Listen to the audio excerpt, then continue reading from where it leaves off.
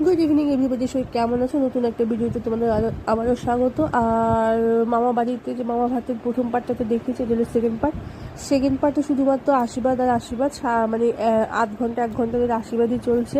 ঠিক আছে, তো দেখো এক এক করে সবাই এখন আশীর্বাদ করছে। তো আশীর্বাদ হয়ে যাবে, এবার আশীর্বাদ হলো আমার মা। ঠিক আছে, তো এই যে পরপর সবাই আশীর্বাদ করবে এক এক করে। ঠিক আছে, তো দেখতে থাকো, আশা করি ভালো লাগবে। ভালো লাগলে একটা লাইক করে দিও, আর যা চ্যানেলে নতুন আছে তার চ্যানেলটিকে অবশ্যই সাবস্ক্রাইব করো।